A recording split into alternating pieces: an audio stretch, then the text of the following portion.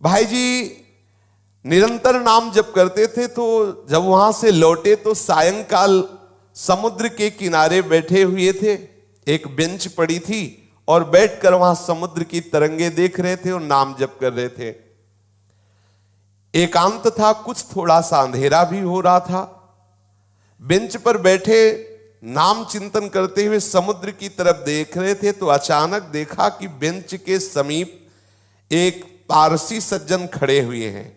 सफेद पोशाक, सफेद पाग बांधे हुए ऐसे खड़े हैं। बहुत देर तक भाई जी उनकी तरफ देखते, फिर नाम जप करते, फिर देखते और वो खड़े ही रहे। भाई जी ने सभ्यतावश कहा, साहब बैठ जाइए।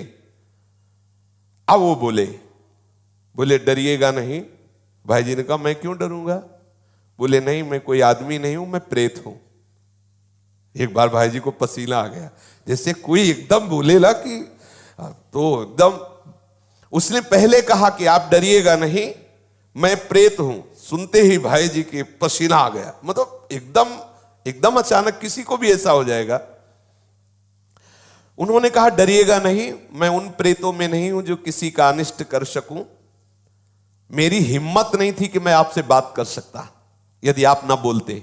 ध्यान दीजिए, एक प्रेत योनि भी है 84 लाख योनियों में, जिनका शास्त्र विरुद्ध आचरण बनता है, धर्म विरुद्ध आचरण बनता है, जो अधोगति को प्राप्त होते हैं। जैसे धुंधकारी के विषय में आया है कि वो प्रेत योनि को प्राप्त हुए थे, भागवत में बहुत से ऐसी गलतियां हैं जो हो जाने के कारण फिर हमें प्रेत योनि मिलती है। बड़ी भयानक कष्टप्रद स्थिति होती है। उसमें बड़े अच्छे भी प्रेत होते हैं, बहुत बुरे भी, बहुत ही भयंकर कोटि के भी होते हैं। और ये स्वयं सृष्टि में कुछ खा पी नहीं सकते। नदियां बह रही लेकिन प्यासे तड़पेंगे, एक बूंद पानी नहीं पी सकते। ये जब पिएंगे जब कभी तुम्हारे ऊपर सवार हो जाएंगे, तभी ये आहार विहार कर सकते, अन्यथा नहीं। ऐसे तड़पते रहते, चिल्लाते रहते हैं। जब कोई अपवित्र और कर्महीन पुरुष फंस जाता है, तब ये उनके ऊपर सवार हो जाते हैं, उनका खून पीते हैं, उनके द्वारा जो जल भोजन आदि पाया जाता है उसको वो ग्रहण करते हैं। जो भगवान नाम जप करता है उसको स्पर्श भी नहीं कर सकते, बात भी उससे नहीं कर सकते। विश्वास करना, जो भगवान नाम जप करते रहते हैं, ये प्रेत योनि की ताकत नहीं कि उसका स्पर्श कर सके। अपना कल्याण करने के लिए बड़े संतों के जीवन में आते हैं। देखा गया पूज्यपाद सिउड़िया बाबा जी के भी जीवन में पाया गया कि एक बार वो वृक्ष के नीचे बैठे हुए थे, तो देखा एक प्रेत वृक्ष को हिला रहा है। बाबा की दृष्टि गई, उन्होंने सब साधकों से कहा, सावधान, यहाँ प्रेत आ चुका है। अब तो सब घबरा गए बात सुनते ही। बाबा ने कहा, पर चिंता मत करो, वो सामने नहीं आएगा, किसी को छुएगा नहीं। पर वो बड़ा उपद्रव करने लगा, कभी कुटिया में जाकर के पर्दा हिलाना, वैसे कई तरह के। बाबा ने कहा, चलो फिर यहाँ से आसन हटा देते हैं, ये करेगा तो कुछ नहीं पर उपद्रव करता रहेगा। और तो ऐसा कई संतों के जीवन में ऐसी घटनाएं आती हैं, पर वो आपको डिस्टर्ब करने की चेष्टा करेंगे, आपको छू नहीं सकते। तो भाई जी से कहा कि मेरी हिम्मत नहीं थी कि मैं आपसे बोल सकूं, आप बोले तब मेरी हिम्मत हुई, मैं आपसे बात किया। मैं आपसे सहायता मांगने आया हूं, मेरा उद्धार कर दो। भाई जी थोड़ा हिम्मत किए, जब वो बोला आपसे सहायता करने आया, आपका मैं अनिष्ट नहीं करूंगा। मुझ में ऐसी ताकत नहीं है कि मैं यहां किसी से भी बोल सकूं। जब तक कोई मुझे बुलाएगा नहीं तब तक मैं बोलूंगा नहीं। देखो ये सूक्ष्मता की बात। जैसे कोई खड़ा है, ए कौन हो, सुनो हमसे बात करो, अब वो बात करेगा। अगर आप ऐसा ना बोले तो इसीलिए बोलने की जरूरत क्या है। जैसे आप गंगा किनारे भ्रमण कर रहे हैं या कहीं कोई ऐसा दृश्य दिखाई देता, नेत्र नीचे कीजिए, चले जाइए। आपको अगर शंका है कोई खड़ा है क्या, क्यों शंका करो, चलो चुपचाप आगे बढ़ो। ए कौन है, सुनो बात करो हमसे, तो फिर बात कर लेगा तुमसे। वो कह रहे हैं, वो प्रेत बोला, हम लोगों के लिए आदेश, पूरी सृष्टि में मैं किसी को अपनी तरफ से नहीं छेड़ सकता जब तक कोई हमें न छेड़े। अच्छा, जैसे उनकी वृत्ति मलिन होती है, तो जब तक आप अपवित्र नहीं हो, जैसे जूठे मुंह हैं, ऐसे ही सब अपवित्र हैं। गंदे आचरणों का चिंतन कर रहे हैं, उनको प्रवेश होने की गुंजाइश है। कोई न कोई ऐसी घटना करेंगे जिससे आप उनसे आकर्षित हो, वस्त्र के द्वारा या किसी आसन के द्वारा।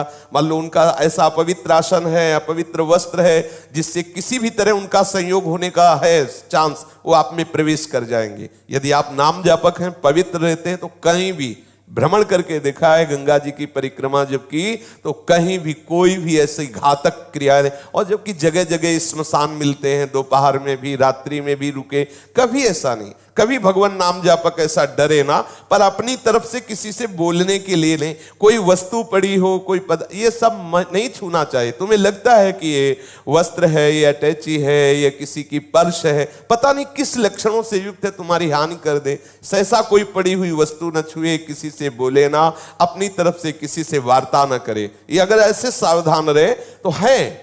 प्रकृति में है 84 लाख योनियों में एक योनि, पर कभी ऐसे सहसा किसी को वो आक्रमण करके नष्ट नहीं करते। कोई घबराए नहीं, ऐसा तुमसे बढ़कर वो नहीं है। सबसे बड़े प्रेत तुम हो। यदि आप अपने में रहो तो लाखों प्रेत आपके अधीन हो जाए। आप समझो, जहां यमपुरी की चर्चा आती है तो उन्हें प्रेतराज कहते हैं, यमराज जी को, और समस्त जीवों को प्रेत कहते हैं। भूत सर्वभूत हिते रता, सब भूत ही तो है। देखो ये 5 महाभूत है, नहीं ये भूत थोड़ी, ये महाभूत है। इनमें फंस गए, अब इनसे मुक्त हो जाओ। ये भूत है, परेशान करते रहेंगे। 5 तो लगे ही है, चूक गए तो और ऊपर इनमें छठा भी चढ़ जाएगा, और वो परेशान करता रहता है। इसलिए मैं प्रतीक्षा कर रहा था कि आप बोले तो मेरी हिम्मत पड़े।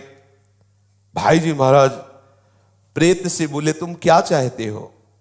बोले, मेरे पास बहुत सी शक्तियां हैं, मैं कोई साधारण प्रेत नहीं हूं, मुझे गीता याद है पूरी। वैसे तो कहते गीता के श्लोक बोलो तो प्रेत भग जाएगा, वो कह रहा मुझे गीता याद है पूरी, पूरी गीता याद है मुझे। प्रेत लोक में बहुत दुर्गति हो रही, मैं बहुत घबरा गया हूं, वहां बहुत दंड मिलता है। देखो एक बात ध्यान रखनी कि यदि आप भगवत मार्ग में चल रहे हैं, मनमानी गंदे आचरण करेंगे शास्त्र विरुद्ध, तो भगवान सब देख रहे हैं। डरो, इस बात से डरो, कहीं तुम्हारी दुर्गति ना हो। देखो बोला मैं, मुझे गीता याद, कंठस्थ 18 अध्याय। तो उन्होंने कहा कि आप तो पारसी हैं, आपका कैसे कल्याण होगा? आप किस पर श्रद्धा करते जो मैं वो क्रिया करूं आपका कल्याण हो जाए? तो उनका आप भगवान नाम कीर्तन करवा दीजिए और गया जी में श्राद्ध करवा दीजिए, मेरा कल्याण हो जाएगा। भाई जी महाराज उनसे बहुत से प्रेत लोक की जानकारियां ली।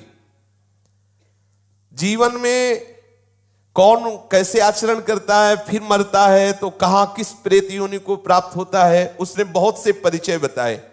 बहुत से उन व्यक्तियों के नाम बताए जो भाई जी के परिचय के थे, मरे वो भूत बने, उनके भी बताए कि वो वहां अमुक अमुक गति को प्राप्त है। और बताया कि कुछ ऐसे भयंकर प्रेत होते हैं जिनको मतलब बस में करना बहुत कठिन होता है। अत्याचारी लोग जो भयंकर प्रकृति वाले, वो जब मरते हैं तो बहुत। अब जैसे कोई सतोगुणी है, थोड़ा साधन भजन शास्त्र स्वाध्याय करता है, लेकिन कोई भयंकर अपराध बन गया, गलती बन गई, तो ऐसी दुर्गति हो जाती है। जैसे विजय कृष्ण गोस्वामी जी के चरित्र में आता है कि वो परिक्रमा दे रहे थे, तो देखा वृंदावन में कुछ भक्तजन भंडारा कर रहे थे, तो उनको बुलाया विजय कृष्ण जी को कि आइए आप भी प्रसाद ले लीजिए। वो भक्तों का समुदाय है, 3 बजे सुबह परिक्रमा कर रहे थे, तो उन्होंने प्रसाद लिया, अपनी कुटिया में रख दिया। दिनचर्या करके जब उधर देखा तो उसमें सब गंदे पदार्थ, अभक्ष्य पदार्थ। तो उनका ऐसा कैसे हो सकता है कि भक्त लोग इतने सब निकृष्ट पदार्थ, और सब मल की तरह दुर्गंध आए। दूसरे दिन फिर परिक्रमा की तो फिर वो समुदाय दिखाई दिया। तो उन्होंने कहा कि आप लोग कौन हो, ऐसे अभक्ष्य पदार्थ, ऐसे गंदे पदार्थ? तो बोले हम सब प्रेत हैं। यही वृंदावन की बात। बोले आप कैसे प्रेत बन गए? तब उन्होंने अपनी अपनी घटनाएं बताई। जैसे एक बताया कि श्री ठाकुर जी के लिए जो अमनिया आता है उसको हम बिना ठाकुर जी को अर्पित किए अपने प्रयोग में ले लिए, इसलिए हमारी गति बिगड़ गई। ध्यान देना है, जैसे जो भी वस्तु मान लो मंदिर आदि में है जो प्रभु के लिए आती है, सबसे पहले प्रभु को अर्पित हो। यदि आप वस्तु आई और अपने घर ले गए, अपने प्रयोग में किए, वो अपराध है। जिनके ले आई उनको अर्पित करो, आप प्रसाद भुगता बनो, अमनिया नहीं। कोई भी पदार्थ वैष्णव को अमनिया सेवन नहीं करना चाहिए। ऐसा नंदगांव के एक पुजारी की भी बात है। कई ऐसे दृश्य आते, इसलिए बहुत सावधान। जैसे एक प्रसंग हमने संतों से सुना कि किसी संत को संत सेवा के लिए कुछ अर्थ मिला और उनके भाई आए, उन्होंने कहा कि घर में बहुत समस्या है, अगर अर्थ मिल जाता तो हम कुछ दिनों बाद वापस कर देते। तो लाखों की उसमें संख्या में उन्होंने अर्थ अपने घर वालों को दिया। अच्छा, घर वाले इसलिए वापस नहीं किए कि बड़े भैया ही तो हैं, तो जब वो पधारे तब वो अधोगति को प्राप्त हो गए। ये ध्यान देने की आपको गौशाला के, गौ सेवा के लिए, संत सेवा के लिए, जिसके लिए जो वस्तु दी जाती है ठीक वहीं लगनी चाहिए। उसे आप अपना मान करके प्रयोग करेंगे तो आपकी गति बिगड़ जाएगी। जैसे आपने 500 संतों के भंडारे के लिए पैसा लिया, तो आप सेवक रूप से खूब मेहनत करो, संतों की जूठन पालो और जितना रुपया है पूरा संत सेवा में लगा दो, तो आपको भगवत प्राप्ति का मार्ग प्रशस्त हो जाएगा। लेकिन आपने क्या किया कि 100 का लगा दिया, 400 का, ये अपराध बन रहा है। ये आपकी बुद्धि को मलिन करके और ऐसे आचरण करवा देगा जिससे आपकी गति बिगड़ जाए। देखो, यहां मनमानी आचरण कर ले, लेकिन निर्णायक बैठा हुआ है, आपकी एक एक चेष्टा को देख रहा है। इसलिए देखो, आप डरो इस बात से। 18 अध्याय गीता के याद में प्रेत बना हुआ टहल रहा है और भाई जी से प्रार्थना कर रहा है कि बहुत दुर्गति होती है, बहुत मार पड़ती है, न पानी पी सकते हो, न खा सकते हो, कितना हमें क्लेश दिया जाता है। वो अपनी सब बातें बताने लगा। उन्होंने बताया कि 6 महीने पहले जिनकी मृत्यु हुई थी वो भी प्रेत बने, और भाई जी को परिचय बताने लगे कि आप विश्वास करो, मैं सबको जानता हूं जो जो बनकर के प्रेत लोक में गए हैं। एक हरिराम के ब्राह्मण थे, उनसे भाई जी ने कहा कि मैं गया तो नहीं जाऊंगा, आप जाकर के उनका श्राद्ध कराएं और नाम कीर्तन का अनुष्ठान हम करते हैं। गया में उस प्रेत के लिए पिंडदान कराया और खूब नाम कीर्तन किया। जब पिंडदान और नाम कीर्तन उनके लिए पूरा हुआ तो चौपाटी में ही बैठे हुए तो फिर वो प्रेत आ गया और उसने बहुत अश्रु प्रवाह करते हुए कृतज्ञता से कहा, अब मेरा काम हो गया, मुझे प्रेत लोक से उद्धार किया जा रहा है, मैं आपकी बार बार कृपा मनाऊंगा कि आपने मेरे को दुर्गति से बचा लिया। मैंने प्रेत लोक की स्थिति, वहां के कौन कौन से जीव गए हैं, क्या क्या उनको दंड मिलता है, ये सब बहुत विस्तार से बातें की, भाई जी कह रहे हैं। और किसी किसी को लेकर के हमने उनसे बात की तो उन्होंने बताया कि नरकों का दंड है, मतलब यहां देखने को नहीं मिलता, ऐसे भयंकर कष्ट प्रेतों योनि में मिलते हैं। कोई नरक को झूठा न माने, परम सत्य है, ये सब मैं भोग रहा हूं। उस प्रेत ने बताया ये नरक सत्य है, एक एक सत्य है, पाप करने वालों को बहुत दुर्गति होती है, इसलिए मैं सबसे प्रार्थना करता हूं कि कोई कर्म बिगड़े ना। भाई जी ने कहा, मैं सबसे प्रार्थना करता हूं कि कोई कर्म बिगड़े ना, सावधान। अपने लोग समझते हैं कोई देख नहीं रहा, लेकिन जिनको देखना है, जिनको निर्णय करना है, वो तो निश्चित देख रहे हैं। भाई सावधान, हम बहुत डरते रहें, कोई अपराध न बने, कोई गलती न बने, इस जन्म में प्रिया प्रीतम मिल जाए, यही सार बात। श्री राधा वल्लभ लाल की जय।